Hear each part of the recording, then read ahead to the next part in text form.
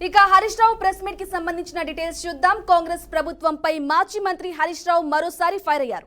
CM Revanth Reddy ఏనాడు ఉద్యమంలో పాల్గొనలేదని ఆరోపించారు. జై తెలంగాణ అనలేదు అని చెప్పారు. డిసెంబర్ 9న తెలంగాణ ఏర్పాటు ప్రకటనకు కారణం మాజీ సీఎం కేసీఆర్ అని గుర్తు చేశారు.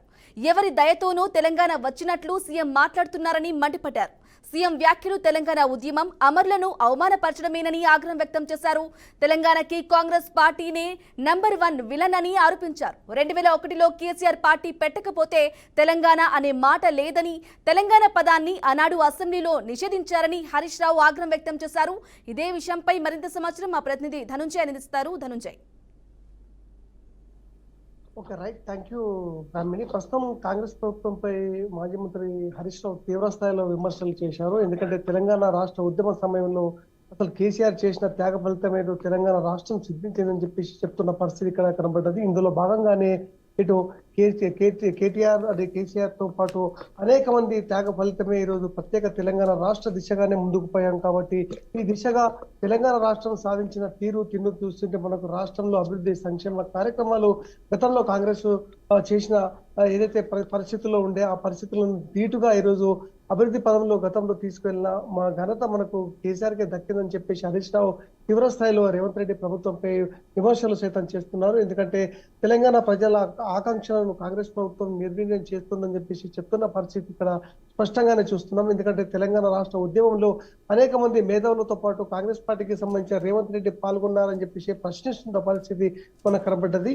ఇప్పటి వరకు తెలంగాణ రాష్ట్ర ఉద్యమంతో పాటు తెలంగాణ సాధించిన తర్వాత జై తెలంగాణ అనని రేవంత్ రెడ్డి ఏం ముఖం పెట్టుకుని తెలంగాణ రాష్ట్ర ఉద్యమంలో పాల్గొన్నారని చెప్తున్న పరిస్థితి ఉందని చెప్పేసి ఇటు మాజీ మంత్రి హరీష్ రావు ఇటు రేవంత్ రెడ్డిపై తీవ్ర స్థాయిలో విమర్శలు సైతం చేస్తున్నారు. ఎందుకంటే ఇప్పటికే చంద్రబాబు నాయుడుతో పాటు అనేది ఎవరు అనలేదు. అలాంటి పరిస్థితుల్లో అనేక మంది ఇలాంటి సందర్భాల్లో సైతం కోలెత్తిన పరిస్థితి మనం చూస్తున్నాం.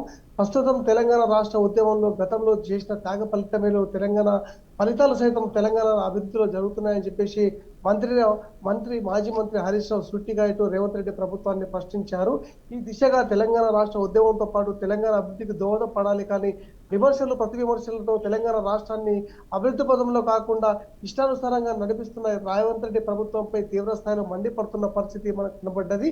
ఈ రకంగా రాష్ట్ర ఉద్యమంతో పాటు తెలంగాణ ఎగుతున్న పరిస్థితుల్లో తెలంగాణను పూర్తి స్థాయిలో ఒంటి చేత్తో ఎత్తుకున్న ఇక కేసీఆర్ ని విమర్శించడం ఎంతవరకు సమంజసమని చెప్తున్నారు. 2001లో ఆ రోజు తెలంగాణ రాష్ట్ర ఉద్యమానికి కీలక పాత్ర వహించకపోతే తెలంగాణ రాష్ట్రం ఎలా ఉండేది, భవిష్యత్తులో ప్రశ్నార్థకంగా అంధకారంగా ఉండే పరిస్థితి ఉండేదని చెప్పేసి హరీష్ రావు చెప్తున్న పరిస్థితి మనకు కనబడ్డది.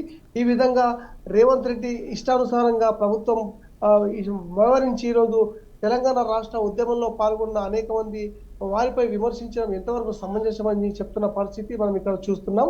ప్రస్తుత పరిస్థితుల్లో తెలంగాణ రాష్ట్ర అభివృద్ధి ధ్యేయంగా ముందుకు పోవాలి, కానీ ఇటు ప్రతి విమర్శలతో తోటి వారిని ఇబ్బందులు చేస్తున్న రేవంత్ రెడ్డి సర్కార్ను ఎలాంటి పరిస్థితుల్లోనూ క్షమించే పరిస్థితి లేదని చెప్తున్నారు. ఇందులో భాగంగానే నిన్న జరిగిన ఉదాహరణ ఏమంటే చెప్పొచ్చు. తెలంగాణ తల్లికి సంబంధించిన విగ్రహావిష్కరణ ఎలాంటి లోటుపాట్లు జరిగాయని చెప్పేసి ప్రశ్నిస్తున్న పరిస్థితుల్లో సైతం వినిపించుకోకుండా ఈరోజు ఉద్యమాన్ని అణగతొక్కి ఈరోజు ఉద్యమకారులను అరెస్టులు చేస్తున్న పరిస్థితి మనం అక్కడ చూసాం.